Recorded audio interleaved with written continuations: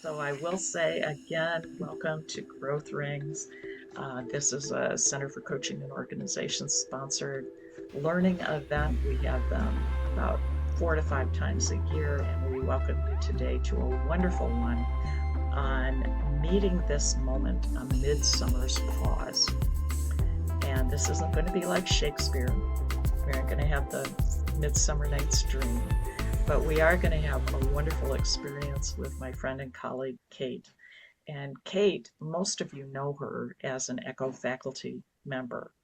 And we love that she's coaching in the program because she brings not just a really intriguing array of industry background, but she's also been in both corporate and nonprofit leadership. So in a way, she has that lens that many of our clients have, but she's got it in both of those spheres, which can be very different in their challenges and their overwhelm. She also has a strong basis in trauma-informed coaching, somatics, grief work, and she brings that into her work, which is primarily focused on leadership coaching and transitions. One of the things that I also really appreciate about her is this. I was trying to describe this before. I don't think I did the best job, but in my mind, I sort of see her as having this beautiful silver steel backbone. It's like this strong core that has her be incredibly strong and yet very warm and compassionate stand for what her clients, her colleagues, and her friends are up to. In fact, what the world is up to. So it's really with great pleasure and privilege that I welcome Kate as our speaker today, and I'll turn it over to you now. I'm just breathing into that for a second, Bev. Thank you so much. And I feel so incredibly grateful to be in this space with all of you today and to whoever will be watching this replay. I want to thank you for making time for yourself. And that's what we're going to be focusing on today. But before we get into anything, I want to share my screen and share a visual to be able to just take a pulse check and see how we're arriving to today's session. So I'm going to share my screen here. And if you can see, we've got a variety of waves on the screen for you to choose. How are you arriving today if you were a wave? If you want to put that in the chat, just to be able to take a pulse of how we're coming in to our time together today. And maybe it's not just one wave, maybe there's a myriad of waves. Yeah. So just taking a second to see where you're at as we come into today's conversation. And I'm going to stop the share for just a moment. So interesting, right? As we take a peek here, the variety. And I appreciate the emoji and the number, but I really appreciate the honesty. Okay. Yeah. Michael, to your point, I'm noticing I'm identifying with a certain picture, and I might want to be somewhere else by the time that we're up today. Okay. So sharing this because number one, I feel like I think I was a mermaid in a past life, or maybe that's what I'll continue to be as I move forward. So there's a strong water theme here, whether we are noticing that our internal waters are choppy, we're kind of surfing right now. Wanted to be able to frame today's conversation as a pause as we think about navigating waves. Okay. And what we know right now is that, man, waves have been coming fast and furious. Okay. And likely they're going to keep coming fast and furious. And what we know, especially in this group, is when I was thinking about, gosh, how do I want to frame today's conversation? Is that I am looking at a room of pro surfers. Okay.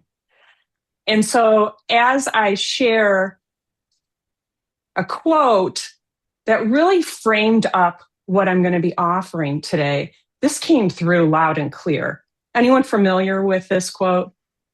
Okay. Yeah. So we can't stop the waves, but we can learn how to surf.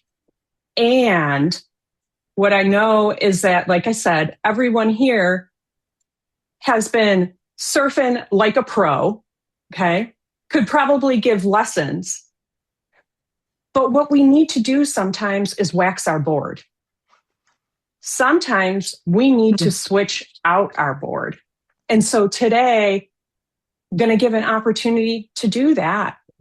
Let's come on into shore for a moment, check our gear, and see how we want to meet the waves moving forward for the rest of this week, the rest of this year.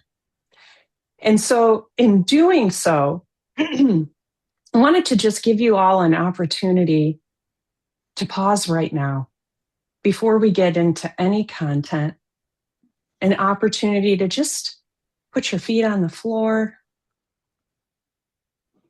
close your eyes if it feels accessible. If not, just a soft gaze. But just to check in and see if you connect to your breath. Is it choppy and in your chest?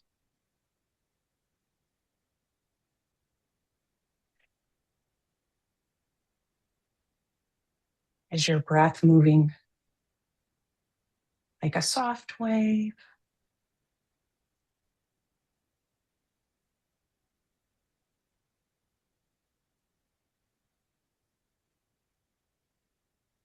Is your breath a wave rhythm that feels calming?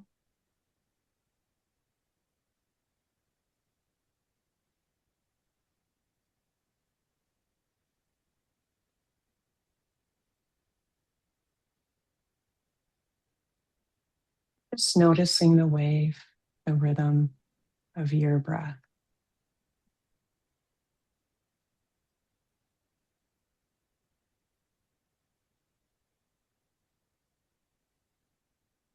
And just riding the wave here for just a few more seconds.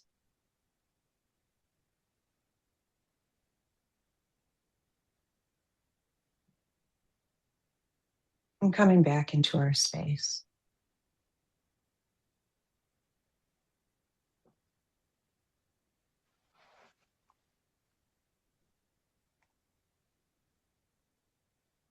And offering the question for each of you to sit with. What would you like to be different by the time we conclude today?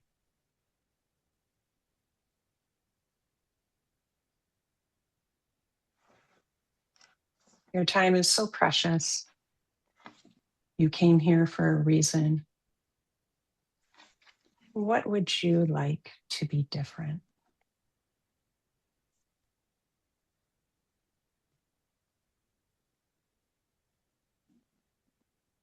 And if you want to place that in the chat, we'll see what's alive in the space.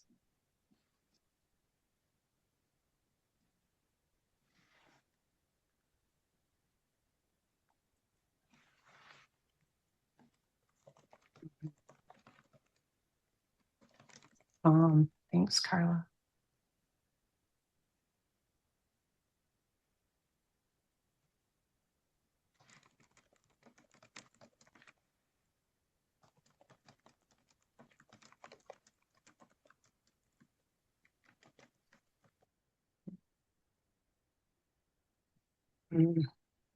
Monica, thanks for that honest answer, right? Gosh, how we can meet external situations differently. Michael, yes, ease. Yeah. Bev, appreciate that, right? Being able to connect to our body. Thank you, everyone, for participating so fully in the chat. It's already really robust. Connection. Carolyn, yes. Energy. Focus.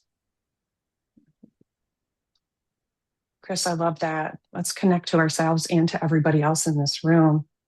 I'm getting like a fist bump for that one, Lynn. Yes, I've got this. We've got this. Okay, more balance.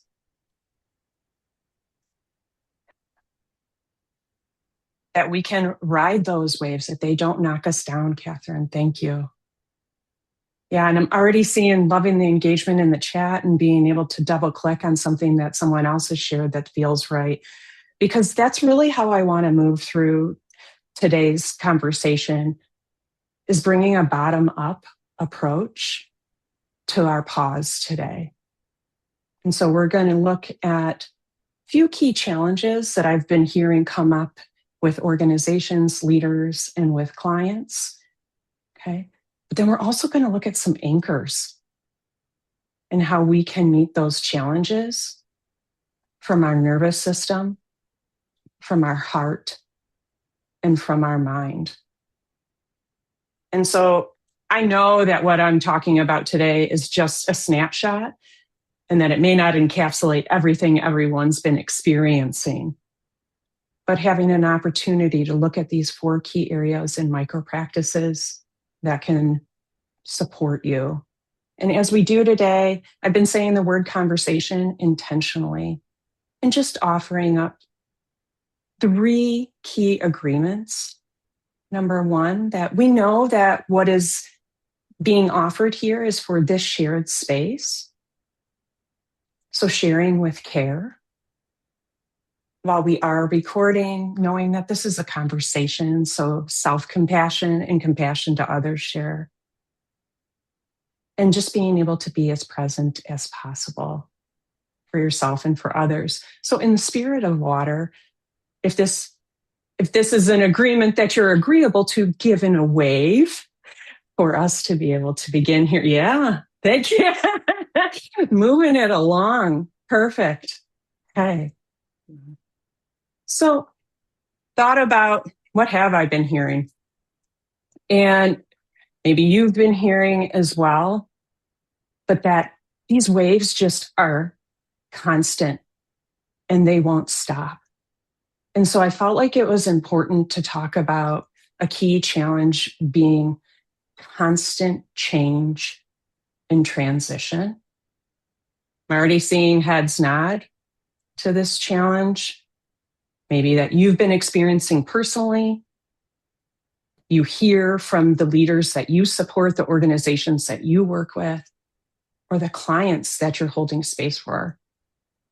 So yes, nonstop external changes, but then also I wanted to explicitly name transition, how we as humans experience these external changes, which can bring up so much for ourselves, but also for those that we support.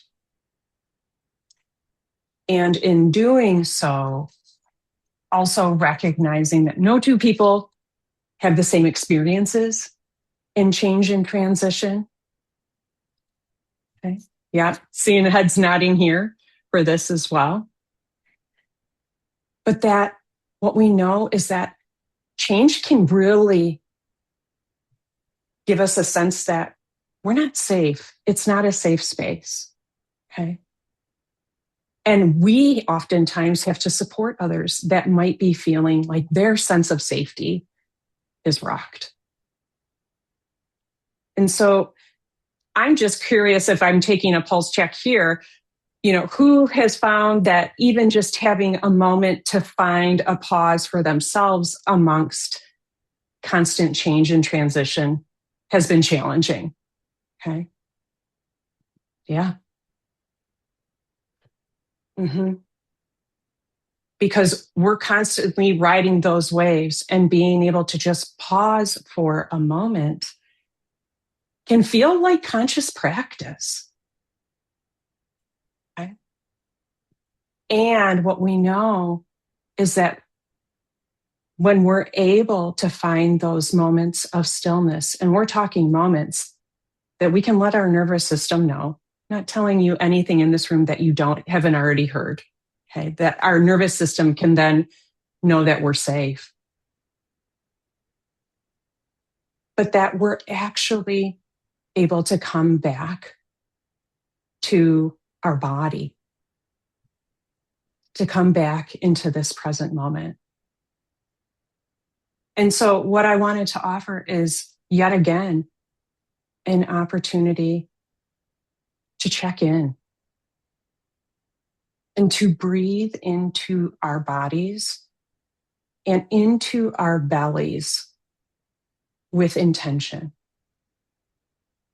And so, I'm going to invite you all right now to put a hand over your belly if having this physical connection is helpful to you.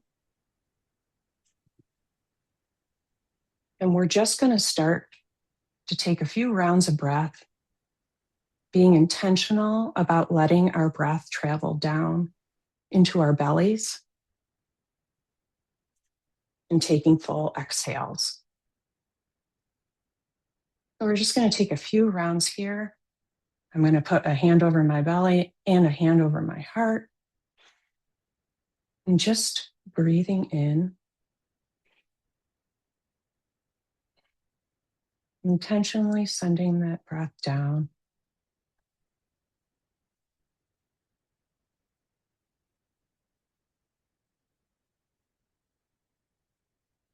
And exhaling.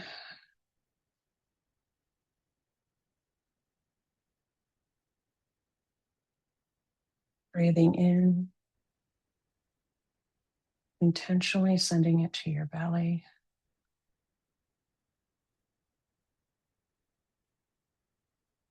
Exhaling out.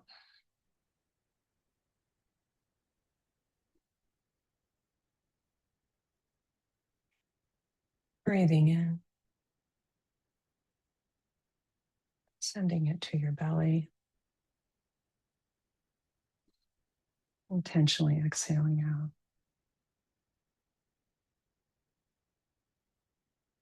Just taking 1 or 2 rounds more for yourself here.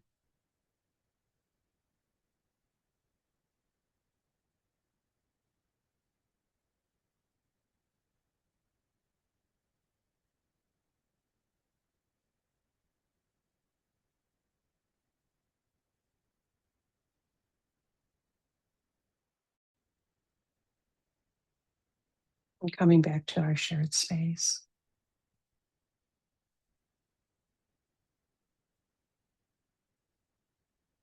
And I'm going to invite you all, whether you want to jot it down, just hold it in your mind's eye. But right now, in this moment, what you noticed about taking some intentional belly breaths.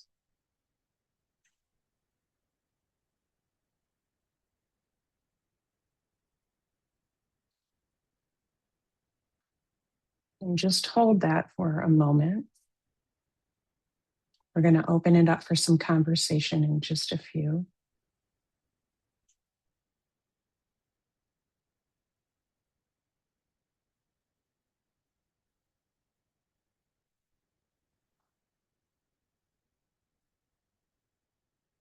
Mm.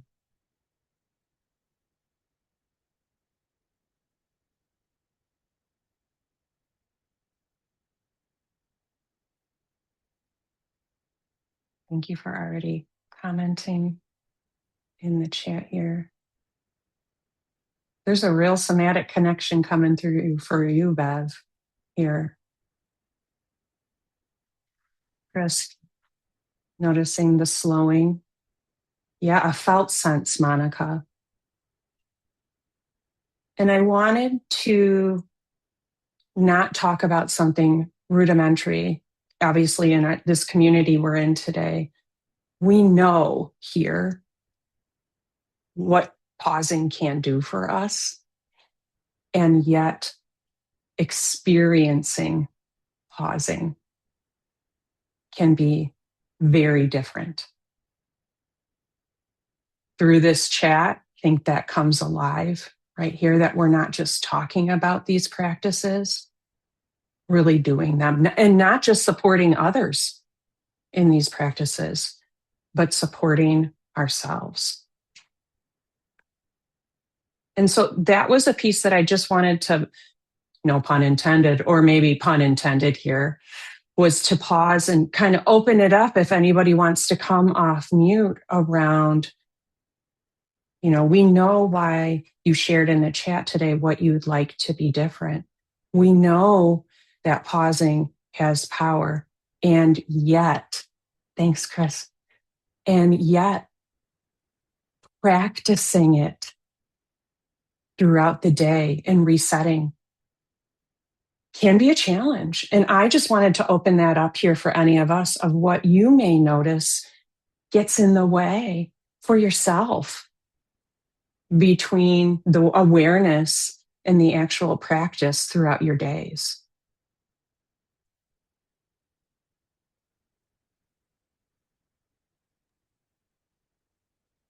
Kate, 100%. I was just going to say, Kate, I really appreciated you pointing out the understanding of the pause and the experience of the pause. I think I constantly underestimate the power of the difference of being like, yeah, I know I should take a break, or yeah, I'm taking a break, but am I really breathing in and remembering that I am here right now? And what does that mean for me? What do I want that to mean for me? So thank you for reminding me, because I can do that so easily. So human, right? And I'm with you all in this conversation. Catherine, I'm so glad. We need these reminders. That's why I was saying we got to wax our board, even us as practitioners. Bev, were you going to add something? Yeah, I realized that, truth be told, if I weren't hosting and attending this event, I would not be pausing today like this. And that brings the awareness of what the power of doing something in community can bring. And also that I might be more committed to others than I sometimes am to myself. And what might be different if I had that same commitment to helping myself pause that I try to do for others, whether it's coaching clients or colleagues and friends. Anybody else here like full body yesing to Bev's comment, right? And I so appreciate the naming and the normalizing of that, Bev, right? Like we need it to constantly have these reminders and these reset moments, because we can have the best intentions and then left to our devices and our days, literal devices, right? Okay. Mm-hmm. We're off to the races and on autopilot for the rest of the day. Mm-hmm. Okay. So I thank you all, because I need this space just as much. And this is why one of the reasons I love talking about this topic and experiencing this in community, because it holds me accountable as well. Okay. Yeah. I mean, Catherine could not have gotten better. Bev, you're getting some love in the chat here, because this takes me to the next challenge and anchor that has been a constant theme throughout these last 6 months in conversations. And I'm wondering if it has been for you too. And that is that our own internal narratives amid change and transition often are telling us, especially those that support others, we should be handling this better. We've got to have it all buttoned up all the time. Okay. That we can be there for others, but maybe being there for ourselves isn't as much of a priority. And so an anchor that felt incredibly important to bring into this space today was self-compassion. And really being able to put the self part and the hyphen with compassion. Because what I know is I'm in community right now with incredibly compassionate and heart-centered practitioners. And yet I'm wondering if self-compassion can feel like a wave that's a little bit further out to shore for yourself than feels helpful at times. And, what am I talking about with self-compassion? If you're not familiar with Dr. Kristen Neff's work, really being able to extend the same kindness that you'd give to someone else to yourself. Hmm. And okay, here's disclaimer too with this. I'm saying these things, and I'm also going to say that I've heard from many a leader and a client, this feels incredibly foreign and far reaching. And at times it has felt for myself as well. So just wondering here with any head nods, if self-compassion feels like, yes, another concept that we know of and we're happy to support others in, but can feel challenging to embody. Am I the only head shaking here? Because I'm going to shake my own head here. Okay. Yeah. So recognizing that when we're talking about self-compassion, a few key tenets: self-kindness. One that I want to bring into this space: shared humanity. Okay. And mindfulness. And one of the lowest hanging fruit I have found in my own self compassion exploration can be just naming, this is hard right now. What I might be experiencing is challenging. And in shared humanity, if it might be challenging for someone else, it may be challenging for me as well. And just an acknowledgement of, I am moving through adversity right now. And being able to meet ourselves with the same compassion we would offer to the clients that we care so deeply about, the leaders that we support, what that can impact for ourselves. And so it felt important to explore being in our hearts for this pause, for a moment here.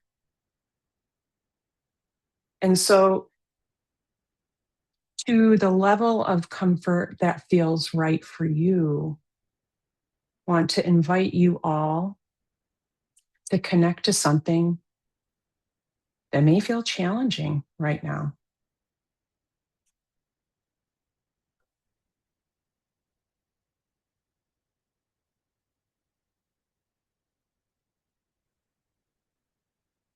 And to be able to offer yourself a moment of care.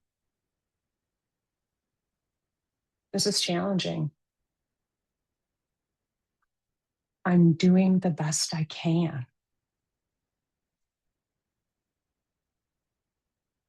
I'm human.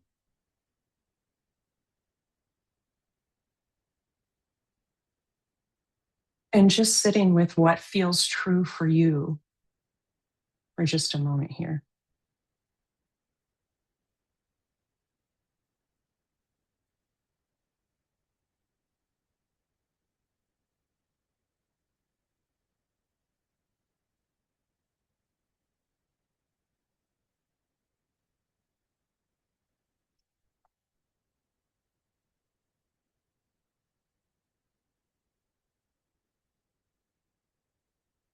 Maybe you want to jot down what meeting yourself with some kindness was like for you, honestly.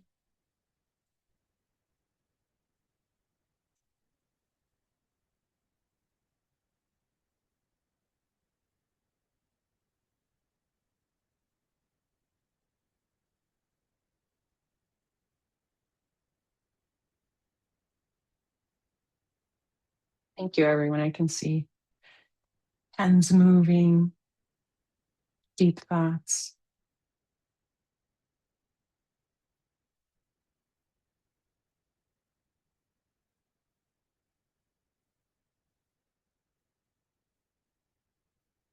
I know for myself, it was a felt sense, even in this moment of sharing this with you, like just a dropping of my shoulders, and want to invite some time for conversation here. What was it like for you? And anyone welcoming you to come off mute too, if it feels right.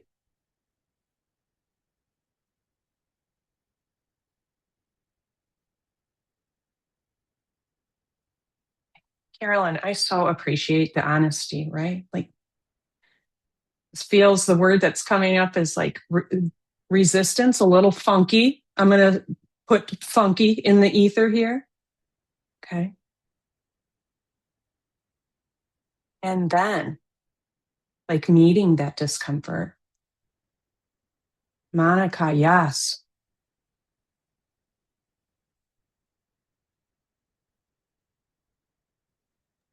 I'll share if it's okay. So I actually, It is okay. It is welcomed. and timing, so I'm a spiritual person, and it's just always interesting to me when things happen, right? So like I signed up for this, I don't know, months ago. And then um yesterday I actually got a very upsetting email from a client. Um and she didn't like that I used her name on LinkedIn. Um Even though I did it in a private message to someone else, like I didn't blast her name on LinkedIn. um, I mentioned her to reach out to a potential client for me and said, we're mutually connected to so and so, which is, I thought, the purpose of LinkedIn, right? Um, but anyway, so she's very upset with me, and she sent me an email that it is under my skin, and I'm still deeply, deeply thinking about it and how I want to respond, if at all. So it's just, I appreciate the time to get really rooted, because and I'm proud of myself. I haven't, my first reaction is to, like, kind of lash out and defend myself, right? Which won't go well. So I'm proud that I haven't responded yet, and grateful to have this time to just think and really just pause and say, like, okay, what is really bothering me about this message, and what could potentially be going on for her that she felt the need to send this message. So just providential timing. So thank you. Well, and really, I'm going to flip that thank you around to you for holding this time for yourself amid something that sounds really tender. And noticing how even having a little bit of stillness and an opportunity to even just name, this feels in my skin right now, is allowing some space for you to show up in a way that matters versus, man, that send button, which could be, it's got that instant gratification, right? So, like, doing this work in the moment, Monica, this is what we're talking about. Yeah. Anybody else have any noticings or experiences with trying to extend some kindness to yourself right now? I can offer kind of an aha that I've had.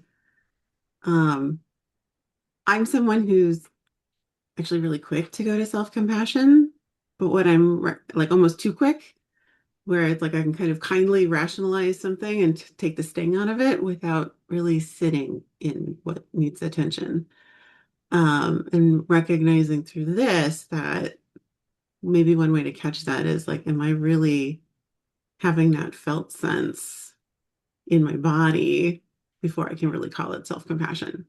And so I appreciate having that as like another thing on my radar. So that I really am showing up for myself the way I think I am, but I want to. I just like is what I want to like offer up to that. Because what if self-compassion doesn't always mean like the warm and fuzzies? You know? Mm-hmm. Like it's noticing where we're maybe glossing over, not really letting ourselves connect to something. Sit in the ick of it enough. Yeah. Okay, we are amassing some phrases here. Okay, so in this midsummer's pause, I want you to take away funky. I want you to take away in the ick of it, right?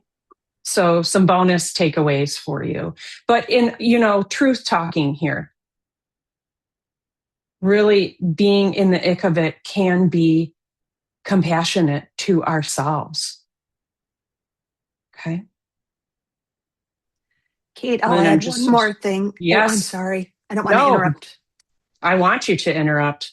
One thing that I noticed is probably a trait of mine, and that is when there's something hard going on, especially if it involves other people, I jump to sort of like bracing myself. I don't know if it's fight or flight, but it's like bracing myself for navigating it or what's the next step. I have to be strong.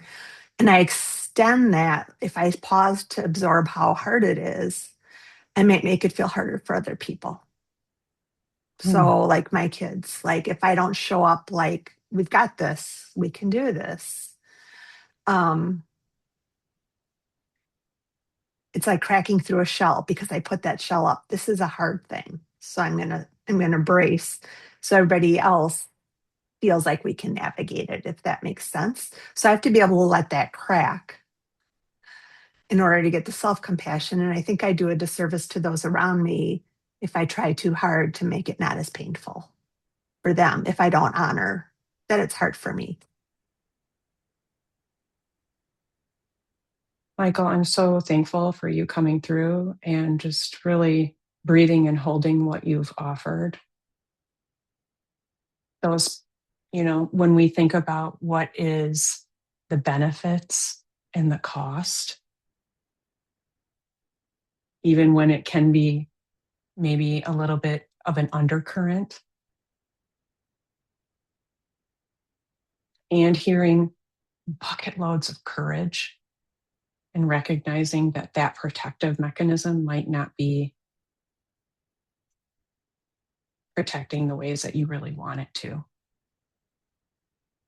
And meeting that with self-compassion.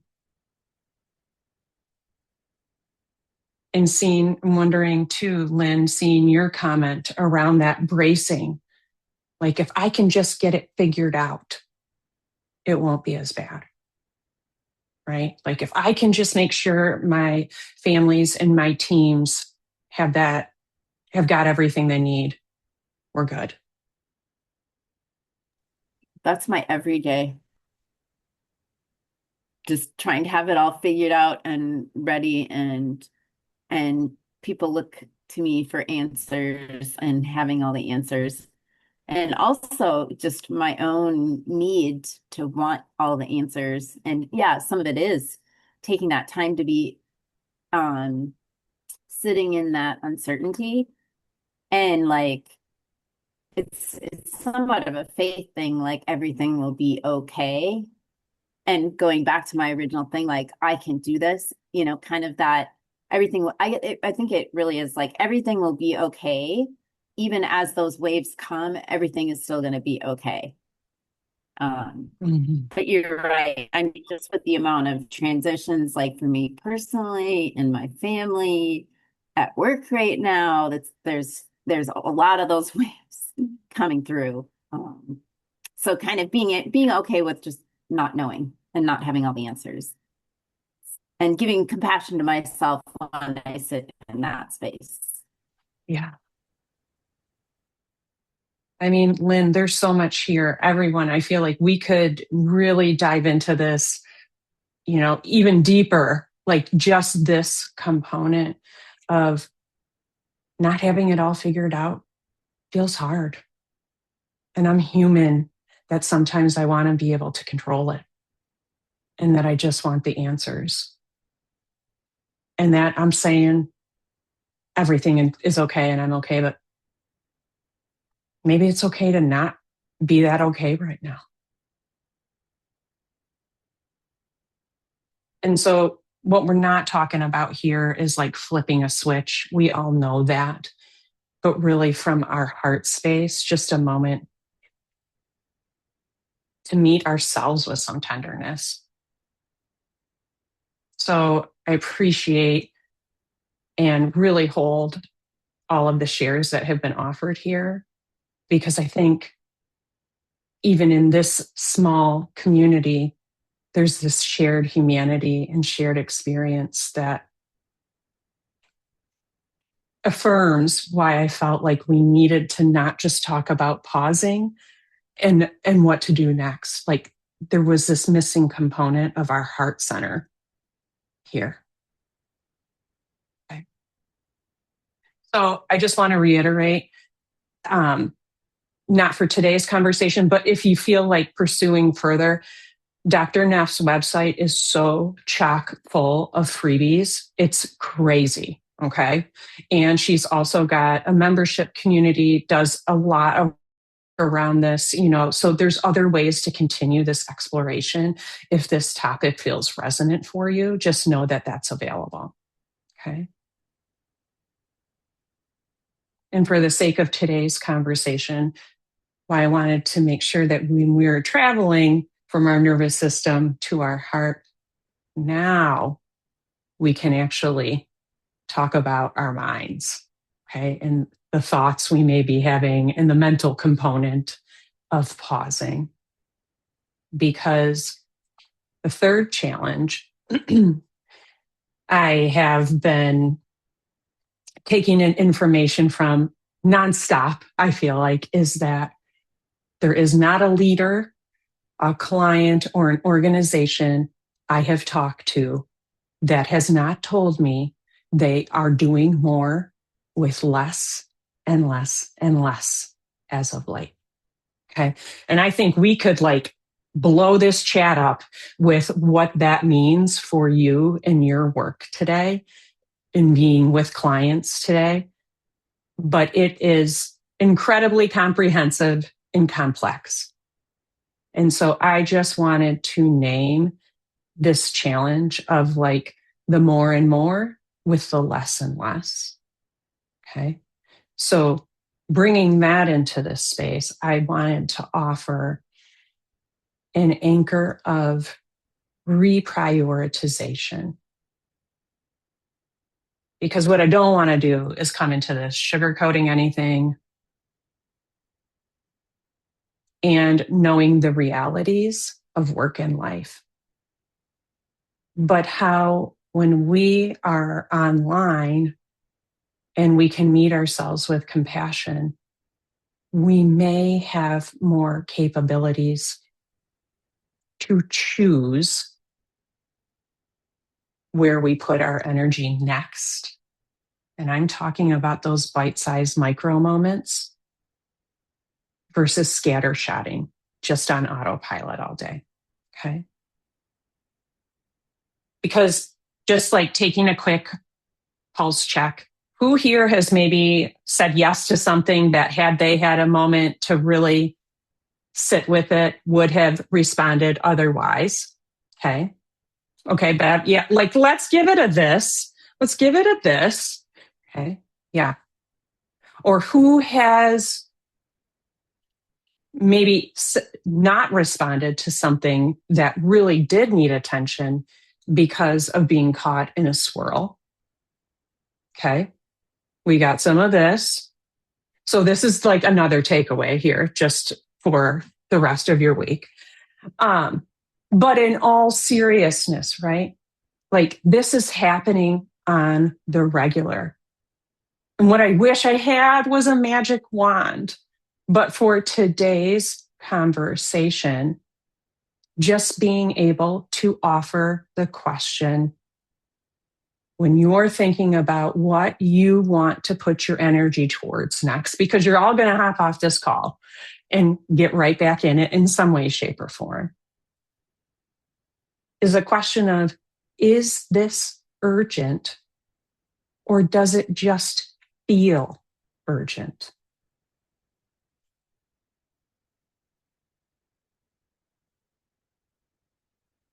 I'll offer that again. Is this urgent or does it just feel urgent? And so let's bring this into practice. Okay. In a half hour, you're back at it.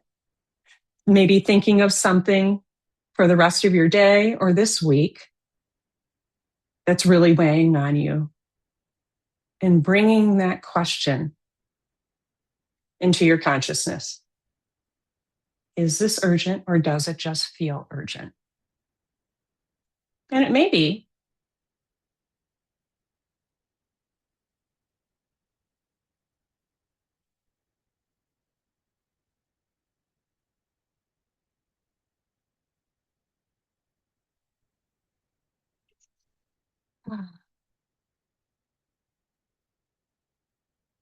That to-do list we know oh so well.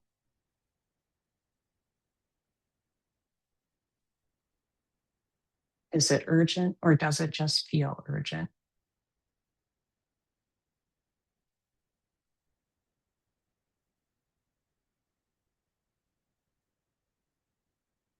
Because I know when I have not paused, everything feels urgent to me. And I'm getting those dopamine hits of that next thing, that next thing, that next thing. But when I'm able to reset, I do find, maybe that next email wasn't where I was going to put my energy. Maybe there's something else that needs my attention. Or maybe I'm going to meet that at a different moment. So curious for here in the group, what you're finding with that question.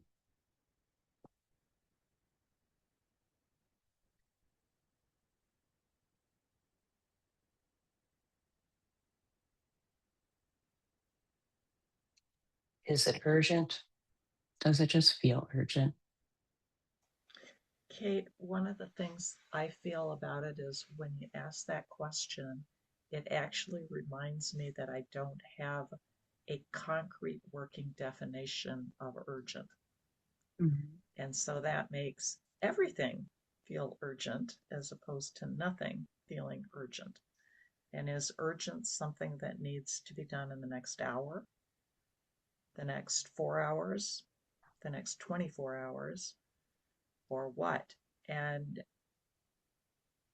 then just the reminder that, especially as a Myers-Briggs INFP, going to S and making everything like really concrete is enormously helpful.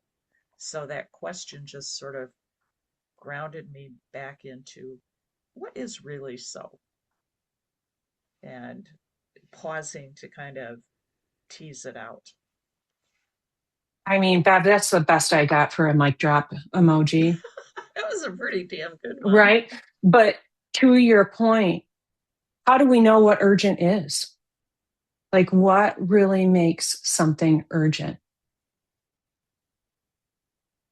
And not necessarily something we have to tease out or can tease out right in today's conversation, but something to sit with.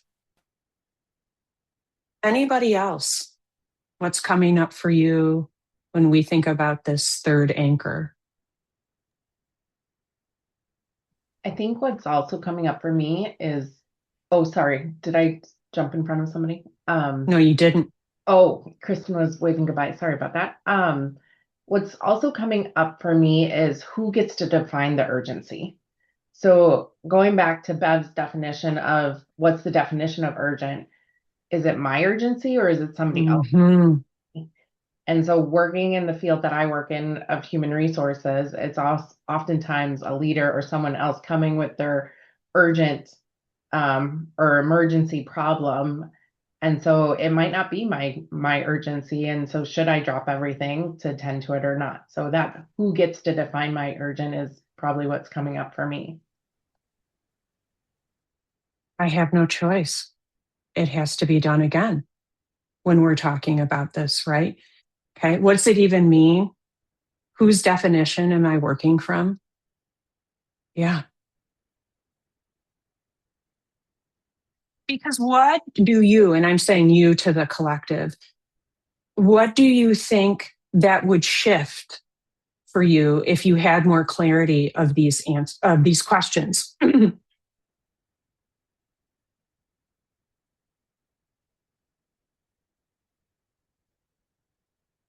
my first reaction was it would almost immediately settle my nervous system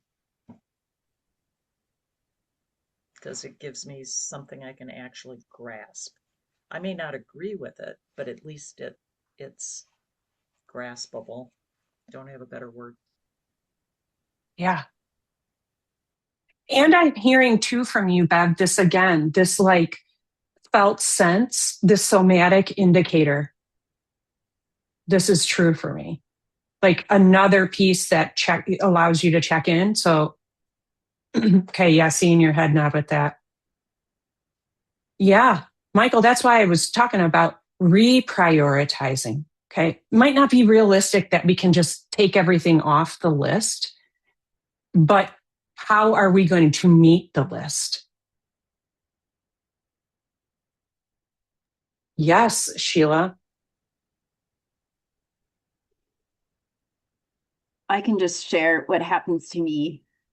I like lists, use a lot of lists, and I have long lists and on my lists, I do prioritize what needs to be done today, what needs to be done tonight, tomorrow, what's something out in the future I want to do and everything. But between home and work and everything I have going, like it gets to be so long and there's so much on it that it causes me to freeze up and get really stuck. And then what I think we lost her just at the stuck. Lenny, we welcome you back when. Yeah, how appropriate. I know. Poor Lynn. Well, when she comes back, we'll tend to that. But this piece of the overwhelm, right? When we're seeing the to-do list, that's the never ending. And that being able to know what really deems our energy and attention right now, just this next step. Okay. And Sheila, to your point, when we have that, we're able to protect that and honor that differently.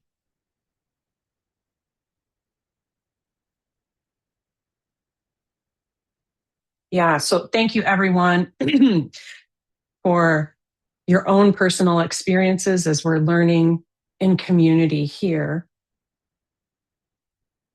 Because the fourth anchor that I felt was important to bring into today's conversation as we pause is, man, we know the work of leadership, it can be isolating. And we can feel like we're in a silo and that we may not be able to share with others what we're experiencing or holding or navigating. And that can be really challenging. Yeah. Very much so. Welcome back, Lynn. And so we also know that growth does not happen in a silo. And if any message rang true for me in 2026, it is that we are not meant to do this alone. And so the importance of us being in community together today, but the importance of community and not having to go it alone, being a part of being able to ride these waves sustainably. Okay. Somebody's working at the board shop for our surfboards, right?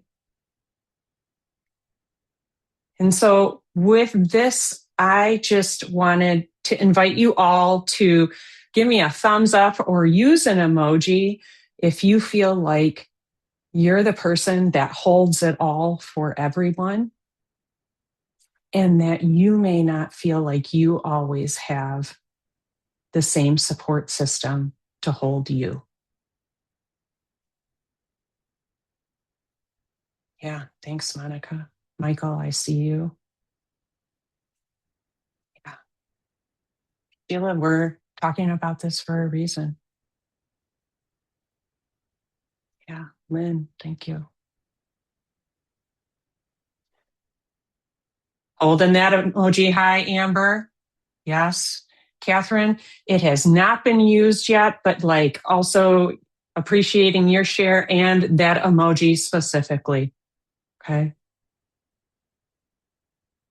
But it would feel remiss to explore this topic today without highlighting the importance of community.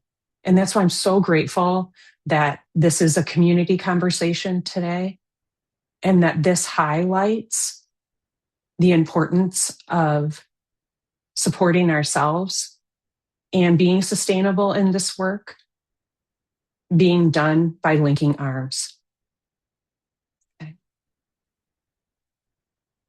And so offering the question to you to sit with for a moment of where community may feel especially nourishing to you moving forward.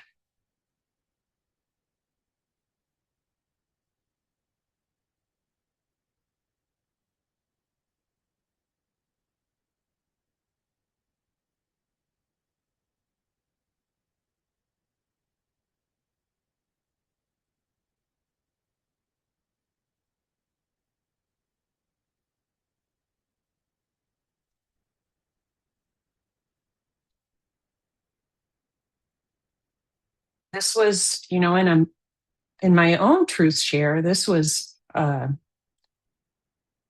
big part of my own learning this year. 2026 really put it in perspective. That linking arms is not just a nice to do sometimes, or that our arms aren't only meant to link to support others. Okay. So just curious in the room, what feels alive around community and it being supportive to you?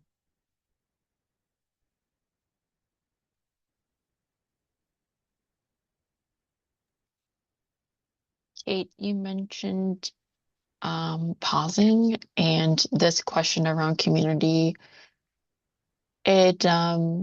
It made me pause for a moment of where might I have community that I'm not tapping into or not permitting myself to allow support from that community as well too.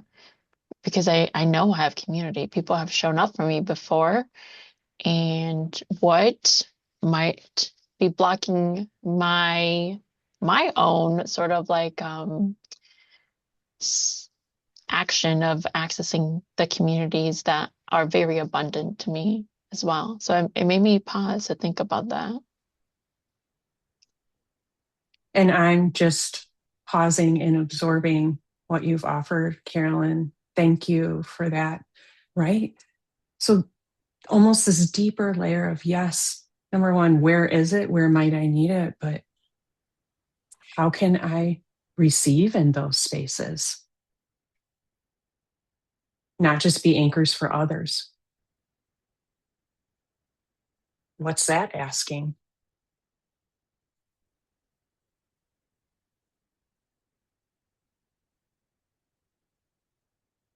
What else here around community? 100%, Bev.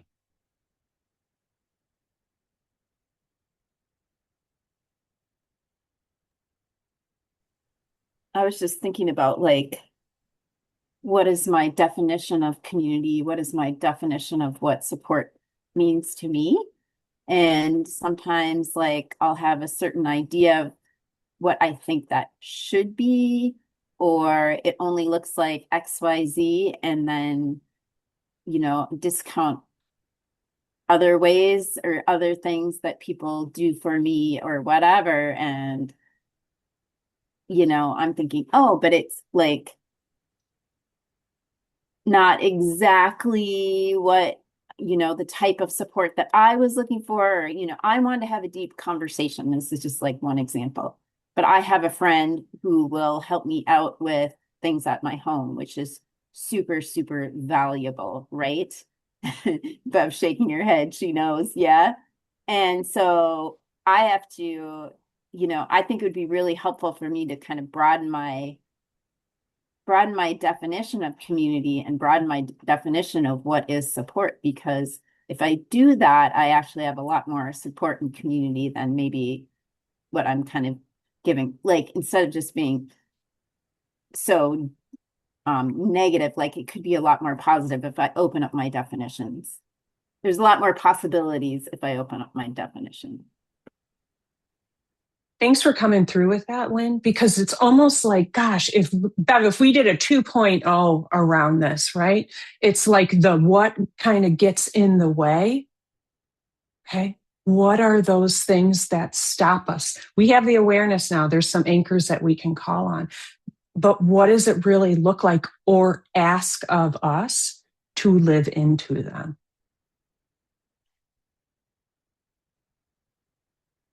So growth ring now, growth ring later, we don't know, we shall see. But recognizing, right, it's not just the naming, like being able to define what that looks like for ourselves and for others.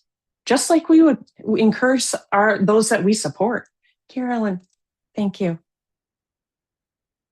Okay.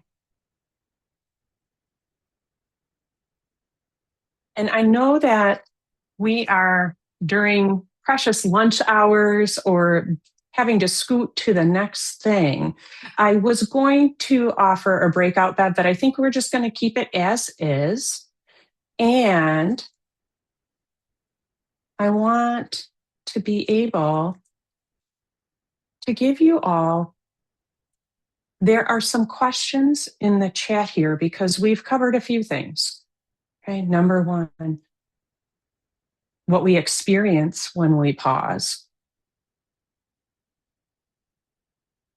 how self-compassion helps us keep surfing, that we don't have to meet every wave that comes our way. Okay, we're looking for the right set, and that we're in this together. Everyone here is deserving of community and support, just as you offer community and support to others. And so I'm putting a set of questions in the chat for everyone.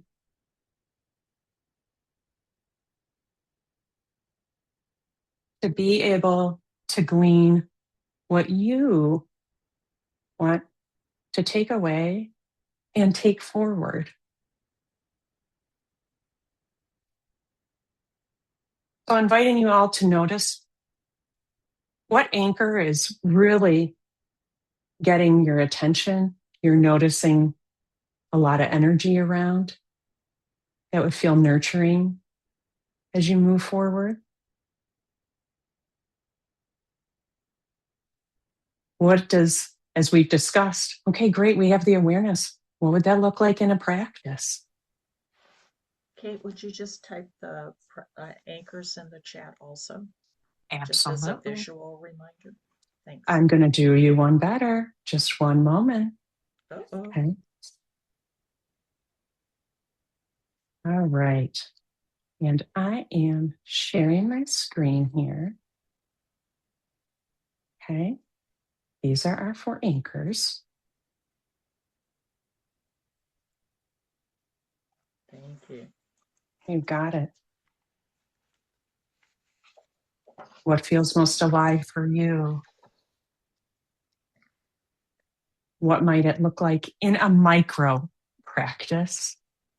Because we want you to be able to apply after this conversation.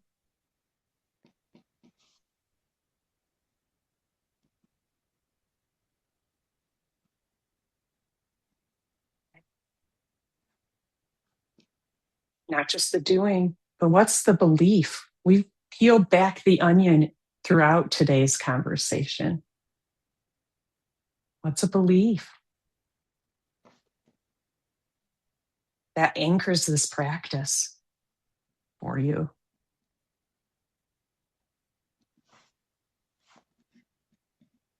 And how can you support yourself to bring this to life?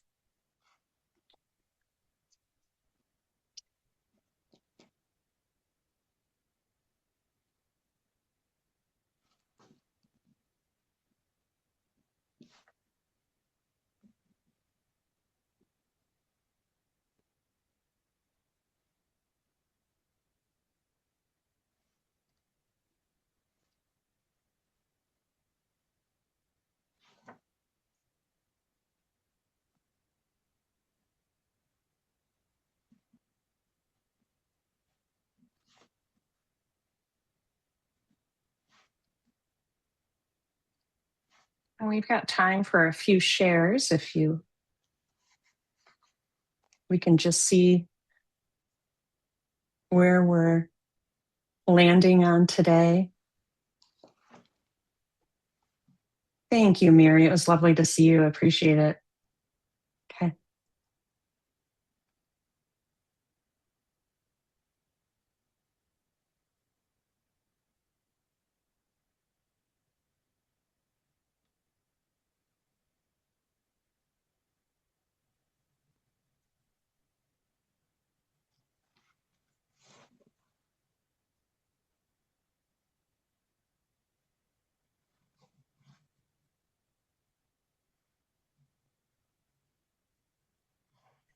I can offer something if we're discussing.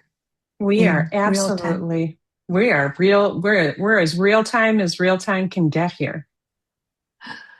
Oh, they are also connected. That's what I'm noticing. I mean, I think self-compassion was a big aha moment for me today, but I think that also can impact then how I think about what priorities go into place. Because if I'm so worried about protecting others and helping them forward, how am I prioritizing my time versus saying, ooh, I'm in a hard situation right now. What do I really need to prioritize to move forward? And then again, the pause and community are all tied to that. Like, slow down. What's going on? What do you need? And who can support me instead of the other way around? So thank you for pulling those back out together as a 1, 2, 3, 4 punch at the end. Again, self-compassion was the one I think I was my biggest awareness today, but it makes me realize how tied they are. And I'm just like sitting with seeing you take that breath after you say that, Michael.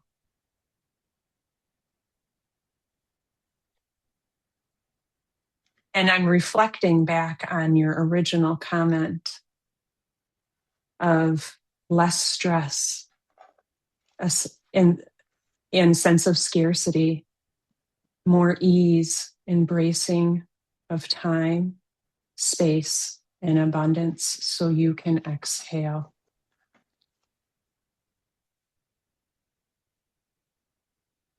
I can Thank go, you. Kate. So it just struck me that so my immediate thing was, oh, it's reprioritize. And then I thought, but I have to pause in order to reprioritize. And then I want to engage community. So when I was thinking about it, I thought, well, one of the simplest things in the world is actually put pause on my calendar at least once a day, maybe twice. And when I make the list, so something I can do this or next week is take the list I have, but really, really include everything.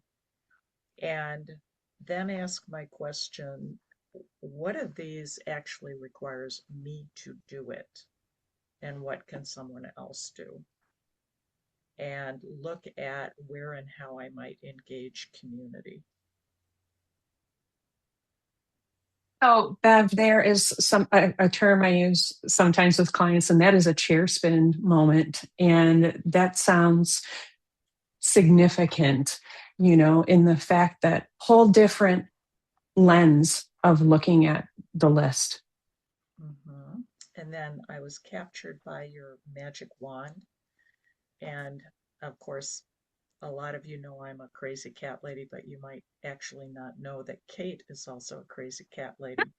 And so I decided I'm going to somehow put these, maybe I will actually duct tape them to my laptop so I can see them.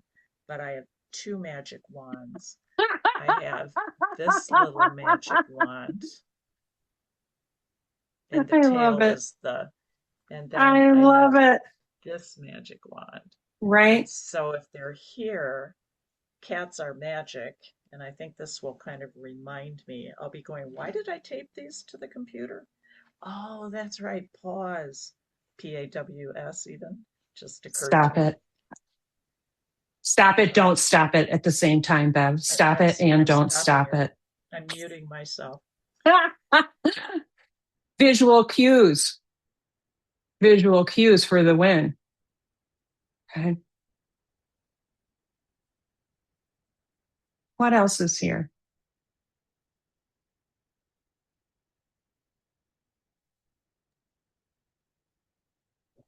I can share. I think I Monica would said, love that, Catherine. yeah, I think Monica said it really well earlier, where sometimes things happen for a reason in the world, right? They come in at the time that you need it. And so this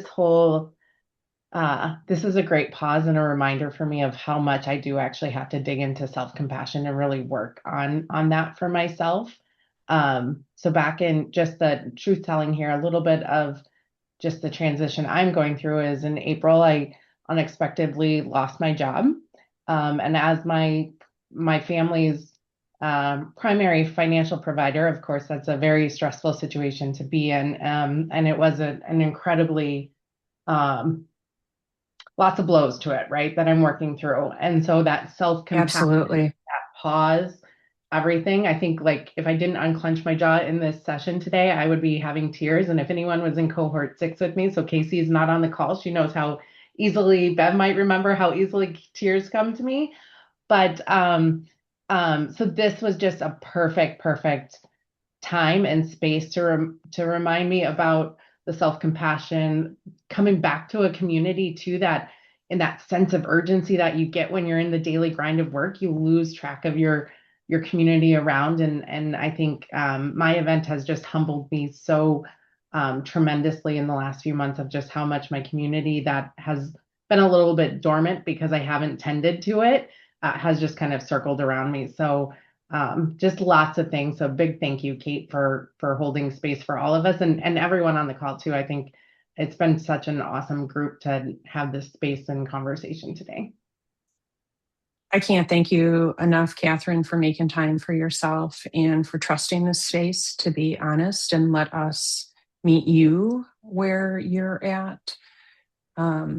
Really holding the complexities that you're offering and really hearing that noticing of, gosh, even my I'm like clenching in every way, shape, or form right now, right? And just an awareness of like, maybe my body's trying to tell me something. Mm-hmm. Yeah. And with the caveat and side note that we welcome all of you in however you show up each and every time that we come into community here. So thank you for making time for yourself. Amber, thank you for participating and being here and making time for you and those that you lead. I appreciate it. This is lovely. I didn't know what to expect.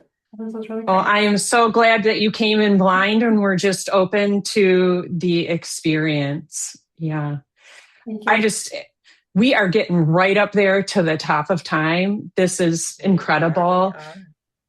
This has been such a joy to be with all of you. Thank you for being in community, around pausing, around being able to meet ourselves in our hearts, not just in our minds, to be able to then choose where we put our energy and to do so with support. Yeah, and thank you, Kate, because none of this would have been possible without your generosity, your wisdom, and your huge, huge heart for this kind of work. So I wonder, can all of you sort of feel that what I was talking about, that beautiful, warm steel strength that, and yet that ability to hold with such compassion and invitation? Um, I'm just a huge fan of Ms. Kate. And I would just like to remind you all that there are events coming up. You can sign up for the newsletter. You can find out about those. You can welcome other people into our community. It's a big, big tent. And encourage folks who are interested in really deep transformational training to look into the Executive Coaching and Organizations Coaching Education Program. And before we close out for the day, I'd just like each one of you, whether it's in, and Catherine's already popping in, whether it's coming off mic or putting it in the chat, to give Kate one glimpse into a particular strong thing you're taking away from today. Give her a little reflection of her impact.